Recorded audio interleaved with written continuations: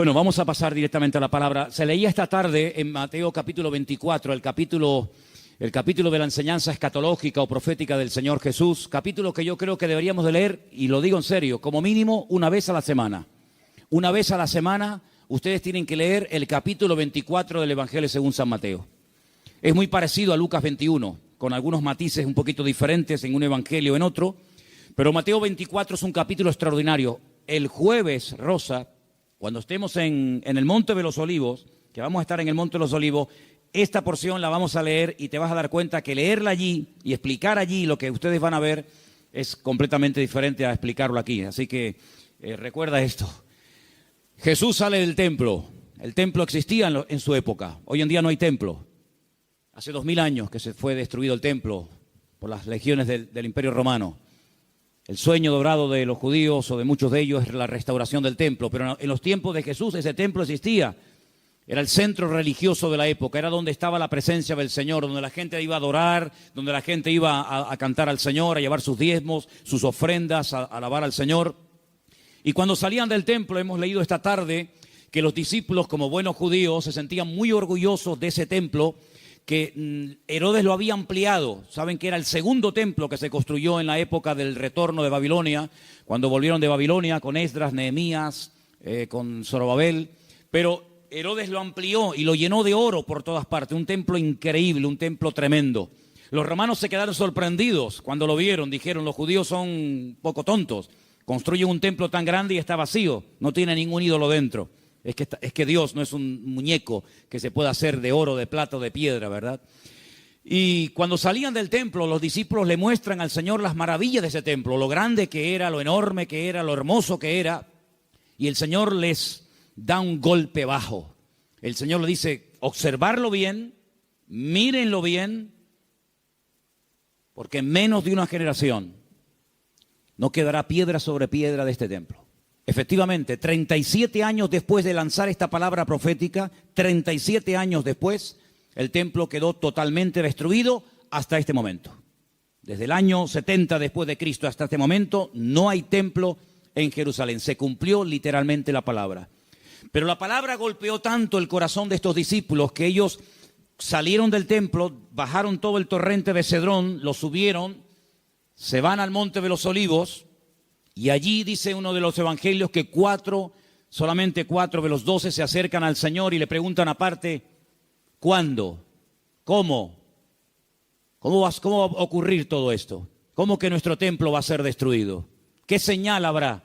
¿A qué tenemos que observar? ¿Qué tenemos que fijarnos para saber que el tiempo se acerca? Entonces el Señor les da una enseñanza tremenda. Qué importante es preguntar, hermano, de verdad, ¿eh? Si no hubieran preguntado los discípulos al Señor, ¿qué señal habrá de tu venida y del fin del siglo? Nos hubiéramos perdido toda la enseñanza de Mateo 24. Por eso repito, qué importante es preguntar. Pero cuidado, no preguntar a cualquiera. No preguntar a cualquier parte, sino preguntar a la persona que te puede dar la respuesta correcta. Porque una de las señales que el Señor dice en este capítulo, y es algo que yo quiero en esta tarde hablar, es que tenemos que estar preparados porque una de las muchas señales de los últimos tiempos va a ser la proliferación de falsas doctrinas. Dice la Biblia, lo leíamos el jueves, que algunos llegarán hasta escuchar. Dice el Espíritu claramente que en los postreros días algunos apostatarán de la fe y escucharán a espíritus engañadores y ahí da una enseñanza tremenda. Entonces una de las señales de los últimos tiempos es que se enseñarán cosas extrañas. Por eso yo vengo ya semanas hablando y quiero volver otra vez a repetir, no porque no tenga otras cosas que decir, sino porque considero que hay que repetir las cosas que se enseñan y más cuando son de vital importancia. Y es que tenemos que orar y tenemos que estudiar la palabra para que tengamos una fe sana. Una fe sana, término que por cierto aparece en Tito capítulo 2, donde el apóstol Pablo dice, oye, tenemos que tener una sana doctrina, pero también tenemos que tener una fe sana. Cuidado, que hay gente que tiene una fe muy rara, ¿eh? Hay cristianos que cuando los oyes hablar, dice, sí, tiene fe, pero es una fe un tanto rara, un tanto extraña, una fe mística. Yo puse unos ejemplos unas semanas atrás, no sé cuántos de ustedes lo recordarán, cuando algunos discípulos le dijeron al Señor, Señor, no nos quisieron recibir. No nos han dado la bienvenida. ¿Tú quieres que oremos para que caiga fuego del cielo y lo destruya? Si dice, alto, ¿qué estáis diciendo? ¿Estáis locos? Tenían fe, pero cuidado. La fe no es para destruir. La fe no es para hacer daño. La fe no es para orar para que caiga fuego del cielo. Dice, ustedes no saben bajo qué espíritu, bajo qué influencia espiritual están ustedes hablando. Que no. El apóstol Pablo, ¿os acordáis? Le decía a Timoteo, la fe que ahora tienes es una fe no fingida, es una fe sincera. Explicaba este término en Italia, sincera, ¿no? O sea que cuando traían los bloques de mármol, los mármol de Carrara, y comenzaban a construir los templos, las catedrales y los edificios, algunos de esos bloques de mármol venían con imperfecciones, venían con agujeritos, y claro, se veía feo. Cuando es un bloque no, pero cuando son tantos, entonces los rellenaban con cera, y parecía como que no había ningún defecto. Pero cuando daba el sol con fuerza contra aquellos bloques, se derretía la cera y se veía horrible.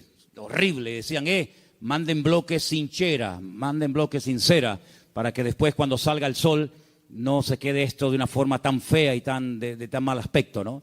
Entonces el apóstol Pablo decía a Timoteo, la fe que tienes no es una fe fingida, no es una fe de máscara, como dice otras versiones, es una fe que primeramente habitó en tu abuela Loida, y después la tuvo tu madre, Eunice, y ahora la tienes tú. Entonces tenemos que preguntarnos de vez en cuando en qué estamos basando nuestra fe. ¿En emociones? ¿En sentimientos? ¿En sueños? ¿En experiencias? ¿O en la palabra de Dios? Yo me quedo sorprendido, muy sorprendido, porque de toda la vida hemos sido conocidos como el pueblo del libro. El pueblo del libro. Yo me acuerdo que un sacerdote en el huerto de Getsemaní, que es un sacerdote sevillano, cuando me vio con la Biblia bajo el brazo me dice, tú eres de los evangélicos, ¿no?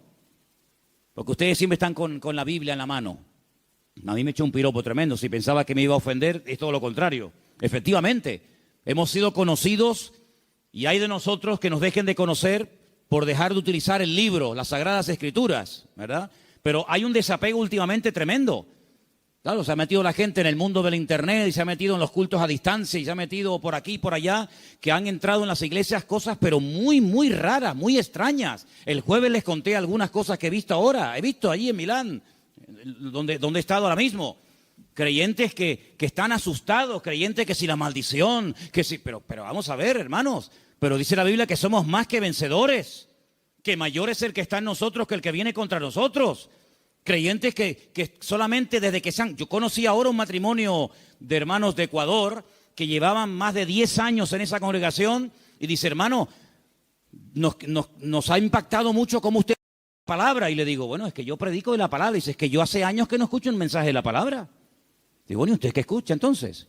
Pues dinero, pide, y dame. Digo, pero eso no es evangelio, eso no es el evangelio.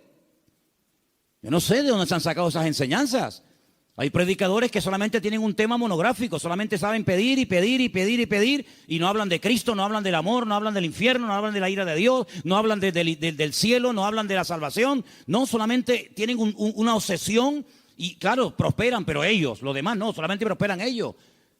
Y se autofinancian con su don y se pegan la gran vida asustando y manipulando y tergiversando la escritura. Y esto hay que denunciarlo, ya está bien de hacer el tonto, ya está bien de decir, bueno, es que son siervos de Dios. No son siervos de Dios, ellos se llaman siervos de Dios, pero la mayoría de ellos utilizan el púlpito para pegarse la gran vida y lo último que hacen es predicar la palabra, cosa que deberían de haber hecho siempre toda su vida.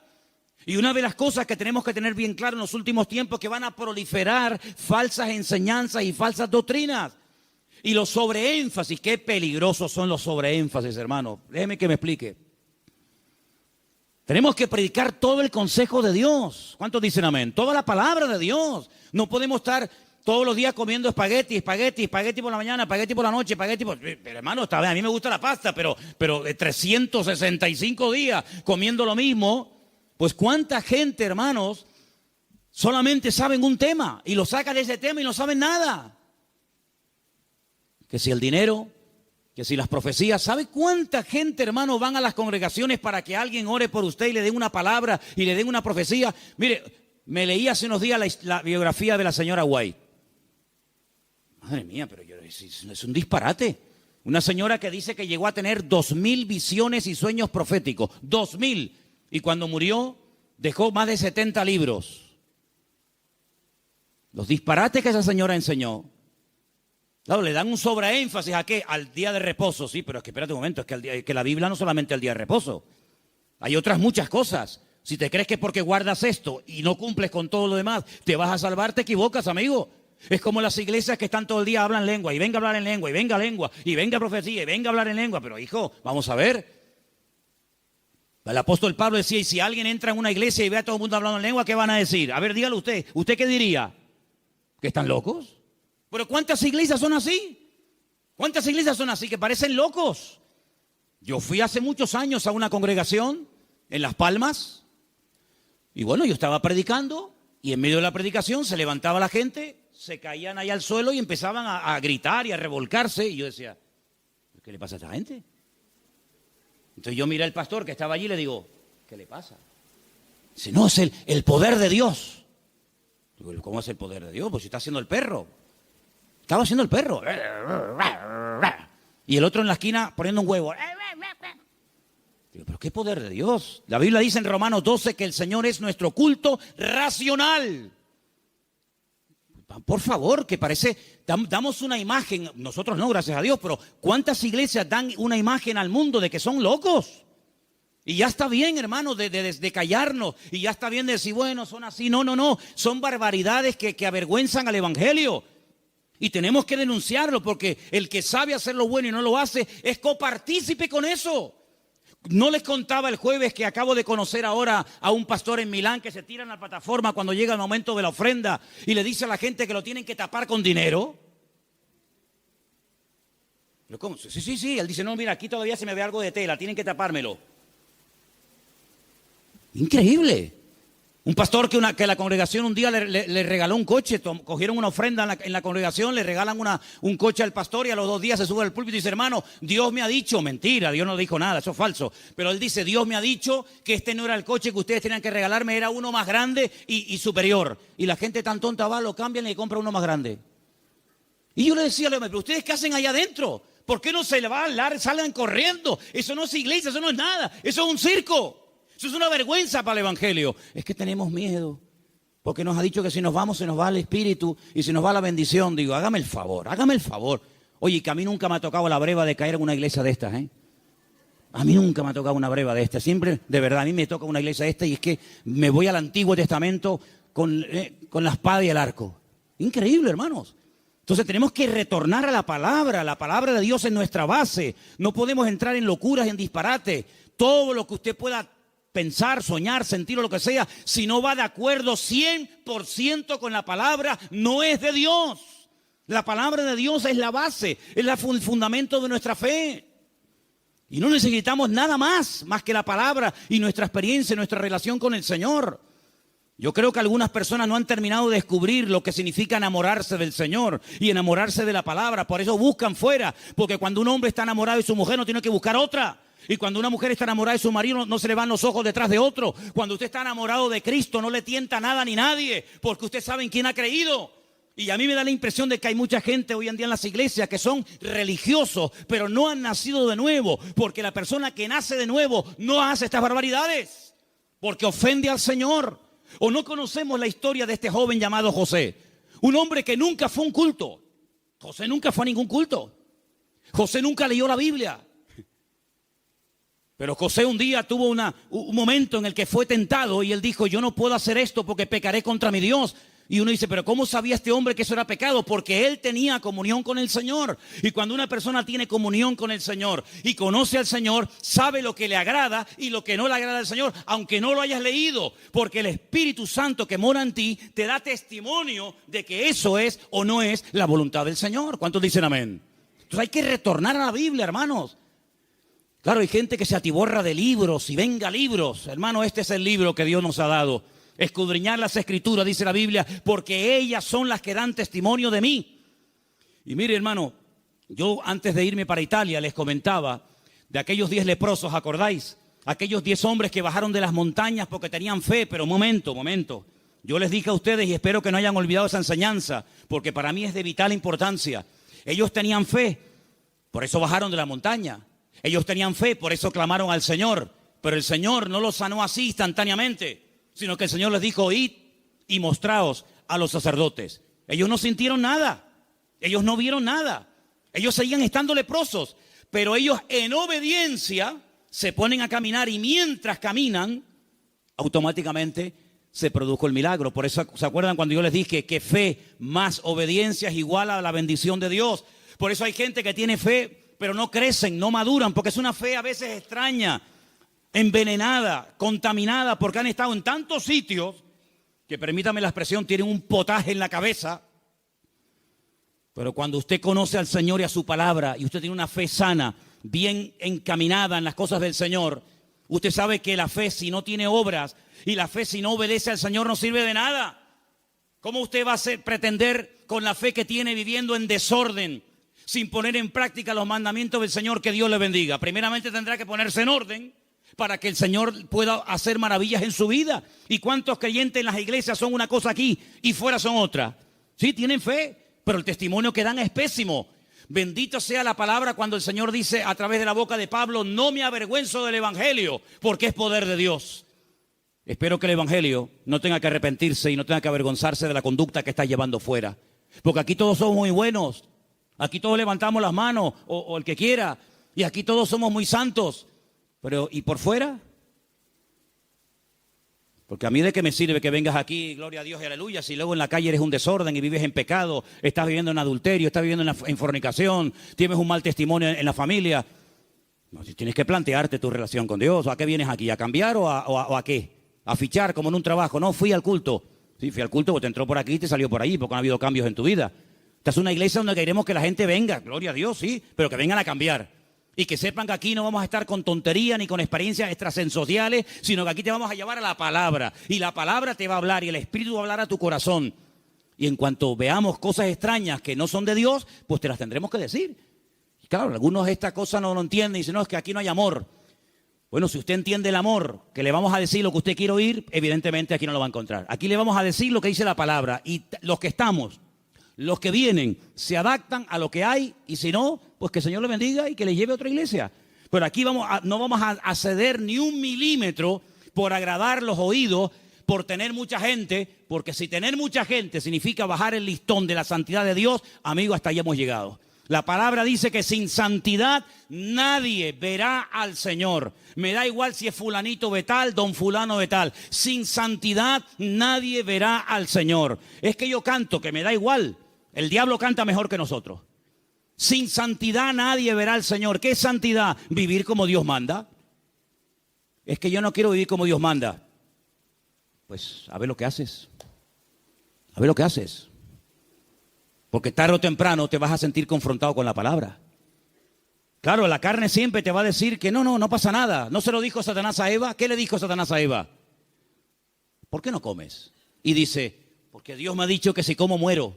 ¿Y qué le dijo Satanás? No, que eso no es así. Tú no vas a morir, come para que veas. Y le creyó al diablo. ¿Y cuántas veces creemos que Dios está equivocado, que es injusto con nosotros, cuando la palabra del Señor nos dice que en los últimos tiempos el enemigo va a ser tan sutil que muchas veces le va a permitir a la gente tener esa falsa seguridad de creer que estoy en desorden y en pecado, pero Dios me va a bendecir igual? No, mi amigo. Las consecuencias tarde o temprano de una vida en desorden son terribles, porque la paga del pecado ha sido y es y será siempre la muerte. ¿Cuántos dicen amén? Hay tres cosas que tenemos que tener claro a estas alturas. Primero, ¿a qué nos ha llamado el Señor? ¿A qué nos ha llamado el Señor? ¿Tú sabes la tranquilidad que tú tienes en tu corazón cuando tú sabes a lo que te ha llamado y a lo que no te ha llamado el Señor? No tienes que estar imitando a nadie. No tienes que viajar por el mundo entero buscando el sistema, el método en Colombia, en Venezuela, en Cuba, en Puerto Rico, en Toronto. Yo no tengo que ir a ninguna parte. Lo que dice la Biblia, entra en tu aposento y tu Padre que te ve en lo secreto te recompensará en público. Claro, es más fácil coger un avión y irte a Corea a ver lo que hacen los coreanos. Es mucho más fácil coger un avión y pagarte el pasaje como Jonás, que preferiría pagar el pasaje, ¿verdad? Y mantener la rebeldía que dar marcha atrás. Es mucho más fácil coger un avión y decir, a ver, una iglesia que esté creciendo mucho, a Nigeria, ahí nos vamos todos. Ahora a Pensacola, ahora a Toronto, ahora... Hermanos, a donde tenemos que ir, dice el Señor, venid a mí, los trabajados y cargados, que yo os haré descansar. ¿Cuántos dicen amén? Entonces, tener claro a lo que nos ha llamado el Señor y a lo que no nos ha llamado. No hay una iglesia 100% completa. Yo les digo, esta iglesia no es completa. Tenemos muchas carencias. No somos una iglesia fuerte en misiones, no tenemos misioneros ahora mismo en el mundo. Tenemos un montón de carencias, pero creemos que hay un área en la que el Señor nos puede utilizar. Pero hermanos, hay congregaciones que pretenden hacerlo todo, lo entienden todo, lo saben todo.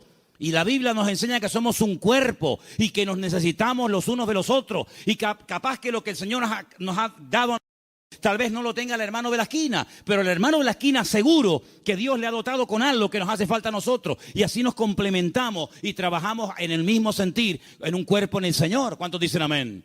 Nuestra identidad, ay hermano, la identidad. Esto es algo que trae de cabeza a miles de personas, porque la gente tiene que tener una identidad, y si no la encuentran en la casa, la va a encontrar en el fútbol, y si no, en cualquier otro lado. Nuestra identidad, ¿de dónde viene nuestra identidad? Nuestra identidad viene de Cristo. Nuestra identidad viene del Señor. Yo no tengo que ponerme ahora todo el cuerpo lleno de tatuajes para sentirme, digamos, querido y respetado por un cierto sector de la sociedad. No. ¿Sabes qué? Yo he sido aceptado por Cristo tal y como soy, con mis defectos, con mis virtudes y con mis debilidades. ¿Cuántos dicen amén? Ahora, si usted tiene complejos, si usted no se termina de aceptar a sí mismo, pues usted no va a crecer y usted no va a madurar hasta que tú no le des gracias a Dios por el cuerpo que tienes y le diga gracias Señor porque tú me hiciste así, usted no va a poder disfrutar de la vida. Su identidad tiene que venir de la fuente. ¿Y cuál es la fuente de la que bebemos? Nuestro Señor Jesucristo. Eso nos ayuda a descubrir nuestras limitaciones. Eso nos ayuda a saber lo que tenemos y lo que no tenemos. ¿Han oído el pasaje del libro de los Hechos cuando dice la Biblia que a la hora de la oración subían Pedro y Juan al templo a orar y dice que había ahí un mendigo que les pidió limosna? ¿Lo conocéis, verdad? Conocido. ¿Qué le dijo Pedro al paralítico? No tengo. ¿Qué? Fíjate tú, un hombre que con la sombra sanaba a los enfermos. Un hombre que oró por muertos y los resucitó. Un hombre que caminó por encima de las aguas. Un hombre que un día fue a pescar, le abrió la boca al pez y sacó una moneda dentro. ¿Te imaginas que nos pase eso a nosotros? Un hombre que vio milagros del Señor y dice, no tengo ni plata ni oro. ¿Tú te imaginas que ese hombre fuera un predicador hoy en día? ¿Sería multimillonario? Si muchos son unos mequetrefes que no saben ni hablar en público y viven a cuerpo de rey, tú imagínate un predicador hoy en día que tuviera el currículum que tenía Pedro. Sería algo increíble. Pedro dijo, no tengo ni plata ni oro, pero tengo algo que ni con todo el oro del mundo puedes comprar. Y le dijo al hombre con toda la autoridad, porque sabía lo que tenía. Porque cuando uno sabe lo que tiene, se mueve con autoridad. Y cuando no sabes que tienes eso, pues mejor estate quieto. En el nombre de Jesucristo, levántate y camina. Y el Señor hizo un milagro tremendo. Entonces las iglesias, los creyentes hoy en día, tenemos que saber a lo que Dios nos ha llamado. Tenemos que saber lo que tenemos y lo que no tenemos. Y darle gracias al Señor, porque Dios con nosotros ha sido tremendamente fiel. Y a unos le da 30, a otros le da 60, a otros le da 100. Y cada uno tiene que saber moverse en el área donde Dios lo ha puesto. ¿Cuántos dicen amén? Pero no escondas, como decía Pierre hace un rato, no escondas el talento bajo tierra. Porque hay gente que a lo mejor tiene un talento, pero no lo usan. Y yo conozco muchos creyentes que no están usando lo que Dios les ha dado. No lo están usando. Están más preocupados en conseguir un buen trabajo que en servir a Dios. Están más preocupados en pagar lo que deben que decir, Señor, yo todavía no sé el don que tengo. Si yo me pusiera a preguntarle a muchos creyentes hoy en día, ¿cuál es el don que Dios le dio a usted? ¿Cuál es el don que Dios le dio a usted? Muchos dirían, no lo sé. Y llevan toda la vida en la iglesia. Entonces, en estos años, ¿qué has hecho? Porque si no sabes a lo que Dios te ha llamado, si no sabes cuál es el don que tienes, la pregunta es, ¿usted qué ha hecho en los 10 años que lleva en el culto? ¿Qué es lo que usted ha hecho? Queridos hermanos, es el tiempo de que le preguntemos honestamente al Señor, y está el año a punto de terminar, Señor, ¿en qué área tú quieres utilizar mi vida? Porque el Señor tiene grandes sorpresas para todos y para cada uno de nosotros. ¿Cuántos dicen amén? Ahora, hermano, escúcheme una cosa. Dios quiere que crezcamos en todas las áreas. Como dije antes, el sobreenfatizar algo, el crecer demasiado en un área, olvidándonos de otras, lo que produce son monstruos. Hay gente que le da un énfasis tremendo a la oración. Y claro, la oración es muy importante, hay que orar, claro que sí. Pero no tienen ni papa, no tienen ni idea de la Biblia. Por otra parte, hay gente que está todo el día con la Biblia, leyendo, memorizando y estudiando, pero nunca oran. Luego, tenemos que crecer con un equilibrio, de tal manera que no seamos como un monstruo que crece mucho en un área, pero nada en otro área. Y tenemos que dedicarle tiempo al Señor a decir, Señor, yo quiero crecer espíritu, alma y cuerpo, como dice la palabra. ¿Cuál fue el último libro que leíste? Sin contar la Biblia. ¿Cuál fue el último libro que leíste? Hay cristianos que no leen nada. Hay cristianos que no leen nunca nada. ¿Y cómo van ustedes a contactar? ¿Y cómo van ustedes a evangelizar? ¿Y cómo van ustedes a dialogar con personas del mundo que no leen la Biblia, sino que leen y están preocupados con otras cosas? Si tú no estás puesto en lo que el mundo habla y comenta, ¿cómo vamos a alcanzarlos si no saben ni por dónde empieza una conversación, ni por dónde termina? Hay gente que no trabaja, ni estudia, ni hacen nada. Y son las víctimas y son las personas más propensas a caer en desánimo, en depresión y en pecado. Una vez leí un refrán, no es bíblico, pero decía algo así como: Satanás busca a una persona desocupada para darle una ocupación. Grandes hombres de Dios a lo largo de la historia no cayeron en el campo de batalla mientras servían al Señor. Grandes personajes de la historia no cayeron cuando estaban activos sirviendo al Señor, sino en tiempos de ociosidad, cuando se aburrían, cuando no tenían otra cosa que hacer, porque para pecar hace falta tener tiempo. Por lo tanto, no desperdicien el tiempo, hermano, pídanle al Señor: Señor, ayúdame a utilizar el tiempo. Si tienes tiempo libre, ponte a orar, congrégate, busca un libro, un buen libro para estudiar, para servir al Señor, para prepararte, pero no estés todo el santo día sin hacer nada, porque eso tarde o temprano se va a volver en tu contra y te va a crear grandes problemas. Quiero también comentar algo que para mí es de vital importancia. Hay gente que por la timidez, por el temor, por el miedo al qué dirán, no terminan nunca de dar el paso. Y déjame que te diga que hay una mujer en la Biblia que tenía un tesoro increíble, lo quería consagrar, lo quería entregar al Señor, pero no fue de utilidad su tesoro, no fue de bendición lo que ella tenía, hasta que rompió el vaso de alabastro y ungió con ese perfume al Señor, y dice que toda la casa se llenó del olor del perfume. ¿Cuánto tiempo hace que no caes quebrantado en la presencia del Señor? Hay gente que tiene los ojos muy secos, hace tiempo que no lloran, que no se quebrantan en la presencia del Señor. Viven secos como palos, como aquel valle de huesos secos, que dice que eran muchos, pero estaban secos, no había vida, no había espíritu en ellos. Y le dice el Señor a través del profeta Ezequiel: profetízale a los huesos, háblales a los huesos. Dice que cuando entró el Espíritu de Dios en ellos, se convirtieron en un gran ejército. No seas un hueso seco en un culto, no seas un hueso seco, escucha que te escucha, pero nunca compartes la bendición, nunca abres tu corazón a otras personas que están igual o peor que tú en un momento determinado.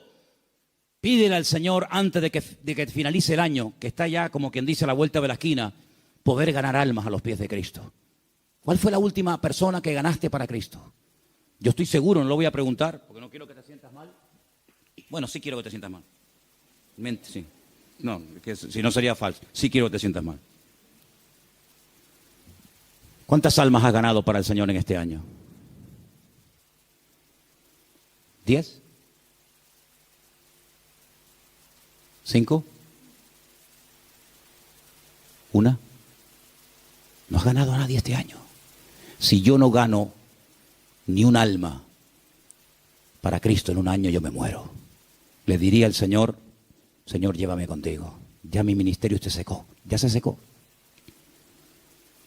¿Sabe lo que pasar 365 días, viajar, comprar, ir de vacaciones, disfrutar de la vida, de lo que tienes, trabajar, estudiar y no ganar ni un alma para Cristo? Eso se llama esterilidad, amigo. ¿Y cuántos creyentes son estériles? ¿Cuántos creyentes son estériles? No han tenido el privilegio de llevar ni a uno en 365 días a los pies de Cristo. ¿Cuántas Biblias has repartido este año? ¿50? ¿25? ¿10? ¿Ninguna? ¿Cuántos folletos has repartido este año para invitar a alguien a un culto? Hablarle del Señor. Esa es nuestra realidad. Esa es la realidad del pueblo de Dios. Por eso cuando me dicen, hermano, ¿por qué hoy en día no hay tantos milagros como hace 2000 años? Que es normal.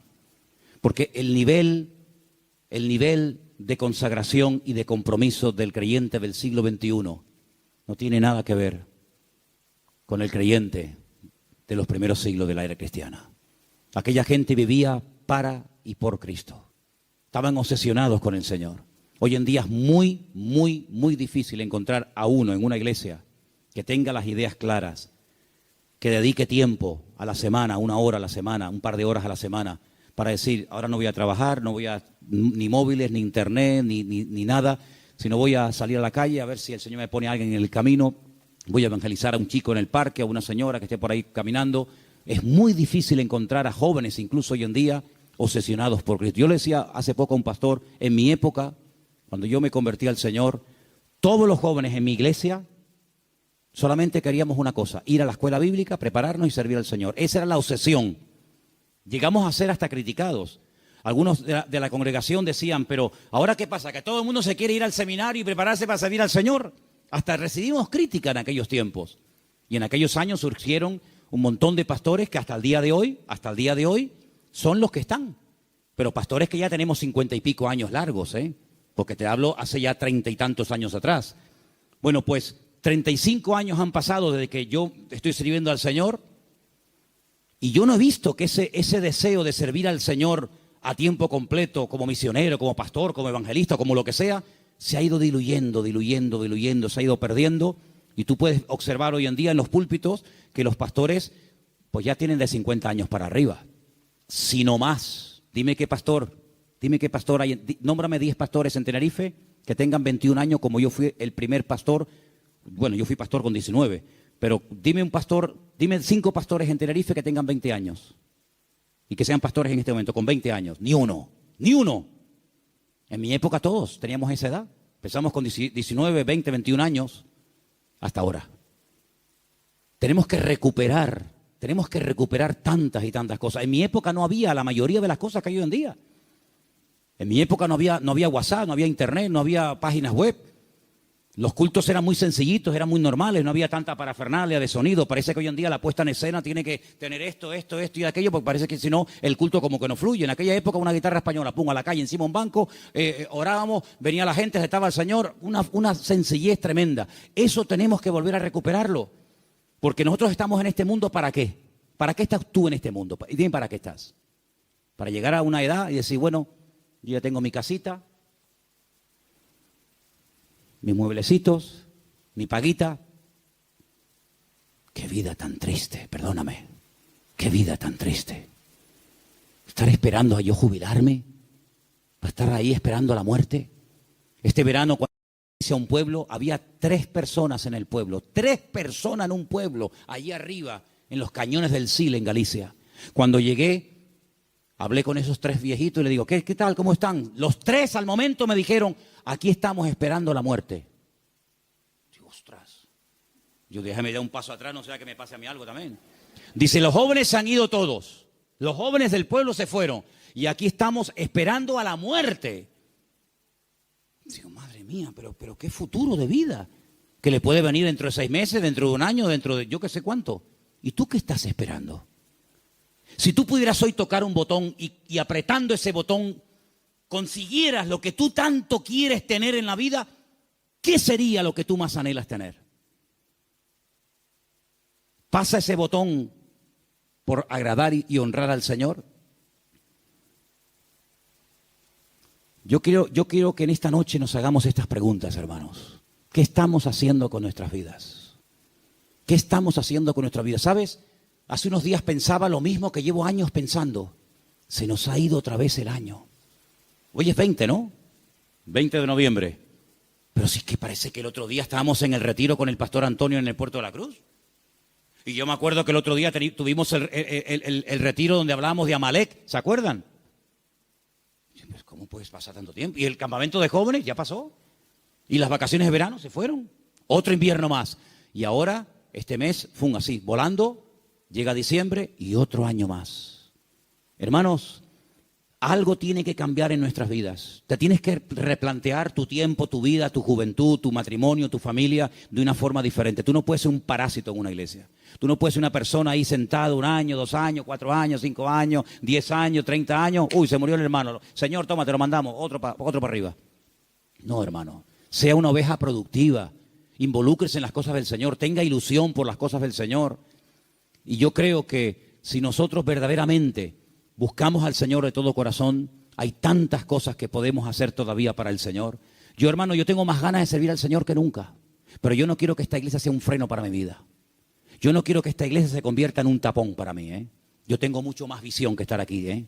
Y yo estoy plenamente convencido de que el mundo, no Tenerife, el mundo nos está esperando. Y el Señor tiene gente aquí que puede utilizar de una forma tremenda. Pero somos nosotros los que tenemos que decir, Señor, cuenta conmigo. Porque quiero terminar diciendo algo. La noche que el Señor Jesucristo sabía que iba a ser entregado, dijo algo tremendo. Dijo, Padre, pasa de mí esta copa. Mas no se haga mi voluntad, sino la tuya. ¿Y saben cuál era la voluntad del Padre en ese momento? Que lo mataran. Es increíble. El año que viene va a ser un año muy interesante, ¿eh? Créanme, ¿eh?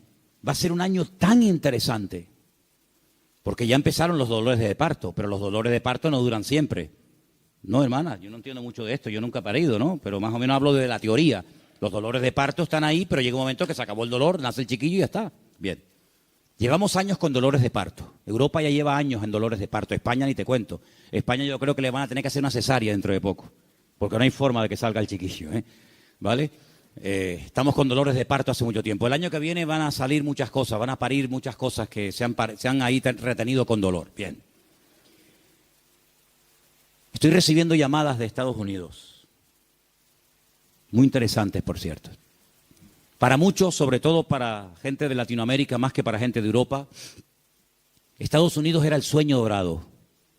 Yo recibo cada día correos de gente que me dice, he mandado solicitud, he pedido visa a Estados Unidos, me la han denegado, entonces estoy tocando la puerta a ver si usted, no sé qué.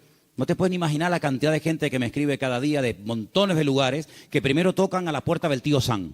Primero le llaman al tío Sam. Y cuando el tío Sam le dice, por aquí no entra, entonces llaman yo qué sé, a Don Quijote de la Mancha y Sancho Panza, ¿no? Por ejemplo, por un ejemplo. Vean. ¿Cómo van a reaccionar todos aquellos creyentes que se fueron a Estados Unidos creyendo que era el paraíso terrenal? Cuando el señor Trump les diga, usted, y usted, y usted, fuera de aquí. Ay, amigo. A mí se me han abierto muchísimas puertas en Estados Unidos. Me he negado rotundamente a ir.